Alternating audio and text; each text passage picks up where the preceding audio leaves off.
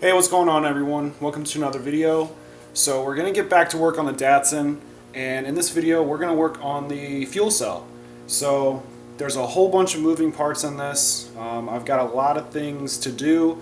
It's going to be completely custom. So I'll go ahead and start showing you what I'm working on. So here is the fuel cell. It's a Jazz product, 15-gallon fuel cell with the bladder in there. I just didn't really like the just all aluminum. I wanted something a little bit safer. So yeah, I went with this. I spent a lot of time trying to decide what fuel cell I wanted, and I finally picked this one. So it's been worked on a little bit. I took this top plate off, so this would be on top, and I installed a fuel sender. This is a VDO sender, so you just pick the size that you need, and it's got a little bowl in there or whatever they put in there, and it'll tell you the amount of fuel you got. That's something that I really wanted for this car. So yeah, I went ahead and drilled a hole for that, got that mounted in there, and the main thing that I'm going to do to this fuel cell is I'm going to convert it to a in-tank fuel pump. So this tank was not designed for that. So it originally had it's got a port here and a port here, and then this was like a vent hole. So this port here has the pickup tube that came down to a corner, and I didn't really like that because if I'm going to be sliding this car, the gas is going to be moving every which way, and it's not just going to stay in one corner. So that's not really going to work very well. So what I did was I bought the Tanks Inc. fuel sender unit. Alright, so this is basically what it looks like. You would bolt this to the top of your fuel tank, and this is basically the conversion to convert it to a intake fuel pump. Alright, so what we've got here, we've got this backing plate here, and we've got this tray. So the fuel pump would then mount to these holes here. You've got your positive and ground, and then at the top you've got your inlets and outlets and vents. And then this tray here is basically like your anti-slosh tray that would keep fuel in it basically at all times, and then this little pickup hole here so that if you're sliding it around, you're not going to have fuel starvation. So it's a really nice unit. It was pretty expensive, so that is what my original plan was going to be. But the original plan has changed a bit. So I'll show you what I mean. Alright, so I was just going to go ahead and I was going to keep this in its regular location, wasn't going to mess with it, and I was going to install this somewhere, but it's just too big to really be mounted anywhere. I thought I would be able to mount it like right here, but you've got these like strap indentions that you can't, there's no way you could mount that on a flat surface. It would leak, and there's not enough room here or here, and you've got the straps. So my only option is to mount it right where this goes. Alright, so I was like, okay, no big deal, we'll do that. So we got this in here, and you cut this to size so it fits many different fuel tanks. So put that in here. So it does stick up a little bit because you gotta cut it to size. But basically the bolt holes, they don't line up. So this is just a hair bigger than the original holes here, and as you can see, this has like 3 times as many bolt holes as this does. So either I would have to like plastic weld those holes closed, or and then just drill new holes, which, I mean, it would work, but it's not really ideal. So a whole bunch of thinking later, I came up with the idea that I will just go ahead and I will cut this off. Cut this off here. I've already got my line drawn. So I will cut this off and I will weld it to the bottom of this. So now basically all I'm doing is I'm using the same assembly, but I'm just switching the lids, the top plate that bolts to the fuel cell. So now I'll be able to use this OEM cap and have an in-tank fuel pump set up with like an anti-slosh tray. So that's my idea. There's not much room on here to weld it, so I'm going. This was a vent, but now I'm going to use it as my fuel pickup or sender. So that's going to be my fuel to the motor, and I'm just going to use one of these holes to return, and then one of these holes will now be my vent. So I'm gonna weld I'm gonna weld this here, right across this, right here. These 2 bolt holes here, I didn't even drill them. Those are for like a flap, and these will now be my positive and negatives for the fuel pump. And the yeah, like I said, this plate will weld right here, and I didn't want to be filling gas right on top of my fuel pump, so my fuel pump will sit on this side of the like this divider, and the fuel will just I'll fill the fuel up, it'll just rush against the back of it, and my fuel pump will sit over on this side, so I don't have to worry about the fuel constantly hitting the fuel pump whenever I'm filling it up. So I know I just did a lot of talking, hopefully that makes sense. But yeah, let's get to work. I'm going to go ahead and get this cut, and I'm going to get it welded here, and we'll go from there. Alright, so there is what it is supposed to look like now. I got that piece cut off of the other assembly here, and I've got it basically straight up and down on the other cap. So now I won't have to mess with all of the holes and the different sizes in the fuel cell. I'll be able to use this to mount the in-pump fuel pump. So now I just need to go ahead and put a few welds around it.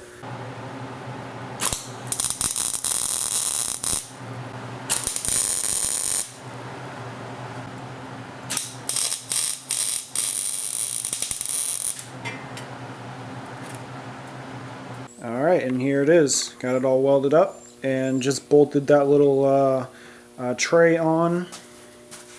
So yeah, pretty good. Just threw some tacks around it, nothing special. And so we can go ahead and drop this in the fuel tank. So it'll just look like this.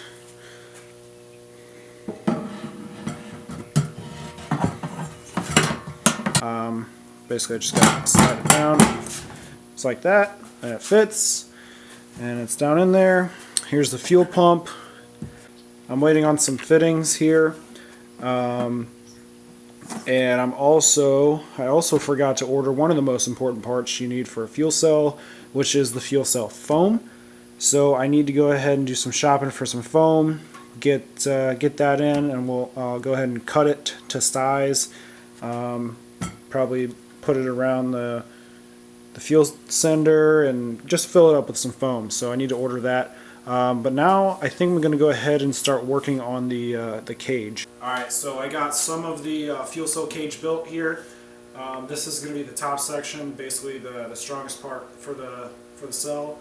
I've just got it tacked around, and the fuel cell will just sit in there like this. And this bar will slide up to the top and rest on those bolts there. And then the excess metal on the sides is for, I'm going to bolt it into the rear trunk area. So I'm going to put some reinforcement plates in there, and then I'm going to bolt this cage in the car. I think it'll just be easier to bolt it in and go that route for now. And that way I can remove the cell pretty easy if I need to remove it. I'll use some really strong heavy bolts to go through this and through the reinforcement plates in the trunk. But if I want to, I can weld it in later down the road. But right now, I think it'll be better if I just bolt it into the car so it can be removed easily. And yeah, go that route. So next, I'm going to use some flash strap on the ground over there, and basically going to go around the bottom side of the cell. So this will be at the top, and I'm just going to use that strap and go around the bottom side. Really, this is going to be holding all the weight, but just for extra reinforcement, we'll add those straps there, and then I'll also have a strap coming across the top of it. Alright, so update here. I kind of changed my mind on the design for the fuel cell. I am not going to do the straps that go down and under and around, because they're really not going to do anything. So yeah, I don't need those. And then I also changed up how the weight was going to be on the bolts. I added these little spacers in between, kind of like each bolt. There'd be a bolt hole there, bolt hole there, bolt hole there.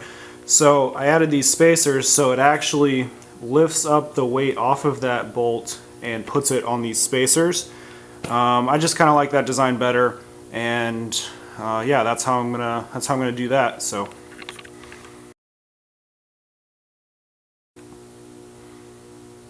there's just a little bit of room in between, so I'm gonna weld those up. And I also got this tab welded, at least tacked in. That tab is just going to hold this top bar across, so they'll keep the fuel cell from jumping up and down. So yeah, basically everything's tacked. I've got those little spacers all the way around. Yeah, I could have done something where I like put longer bolts through this piece of metal and all the way through, but there's really not much room. If you look, there's like that bolt is on the very edge of that metal, so I'd almost be drilling on the corner, which is that's no good. So I think this is going to work really good. And so yeah, I'm going to go ahead and unclamp it and weld it all up. Alright, well, here is the cage. I just got it all welded in. Basically all those spacer tabs, and then also the tab that goes across the top.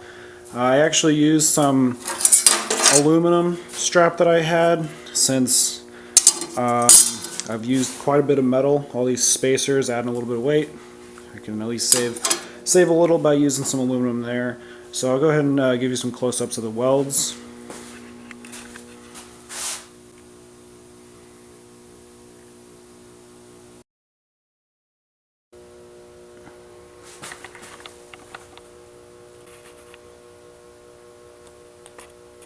Alright, so there it is.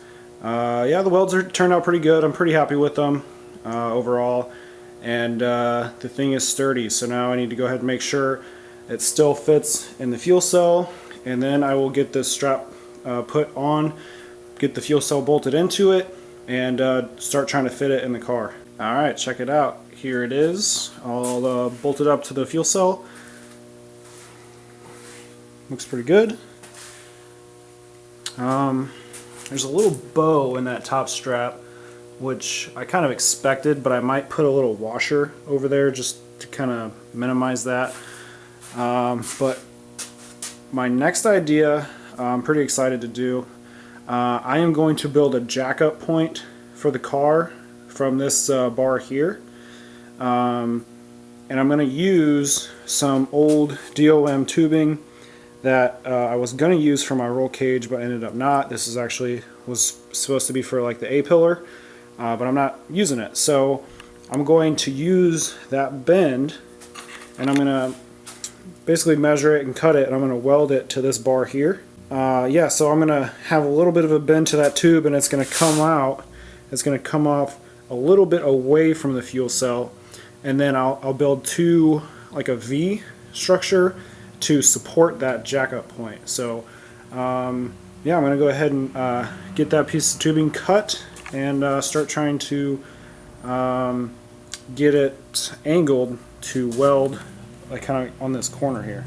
Alright, so I went over to Lowe's and got some just some tubing there, and that is what I used for the supports. So here is what it looks like. So there it is. It's just tacked in place right now. I'm going to wait till I pull the cell out and then weld all the way around those support bars there. So came out pretty good. And yeah, now that I've got a easy jack point for the rear end, shouldn't have any issues.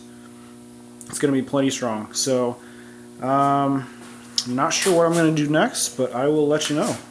Alright, so this video is probably getting pretty long by now, but I wanted to show you this last little bit and explain a few things. So I was kind of bored and had some scrap tubing laying around, so I actually built these little braces here. I realized that there's going to be a lot of upward pressure on this bar here, So basically those welds there. So I just put a little extra support there. Kind of overkill, but yeah, it only took like 20-30 minutes to get those little spare pieces of tubing cut and then an angle on them. So that is that. So the fuel cell is pretty much done. What I'm waiting on is my buddy. He's going to get me some spacers. So basically like this, that are all 3 inches exactly. He has a CNC mill, so he's going to give me that. But basically what that's going to do is that is going to give me clearance on the top of the fuel cell to have my like fuel lines and the 90-degree fittings and stuff. So it's kind of hard to visualize right now, but this is all going to be completely under the trunk. So there won't be anything showing here except maybe the fill cap, but even then I might enclose that so that you won't see any of this. So that's why I have to build these spacers from when I bolt it into the car. So there'll be some like 5-inch bolts in 4 corners, and those spacers will give it that depth that I need to run the fittings and whatnot. And also I can't have it too close to the ground. So it's about 2.5 inches of play there at the top. That gives me plenty of room for the fittings. So I'll show you. I've been working on the fuel pump in this here. So I finally got the fittings that I needed. Basically I was waiting on this 90 because otherwise I would have had a straight fitting, something like basically like this banjo fitting. It would have came straight up from there, and then I would have had to put a 90 fitting, which would have brought it like up here. So you can see how much more room I saved. So that means that I can just have that much sticking up from the trunk if I wanted, without any of these lines protruding into the cabin. So that's pretty much that. Got the positive and negative, and yeah, so it's coming together.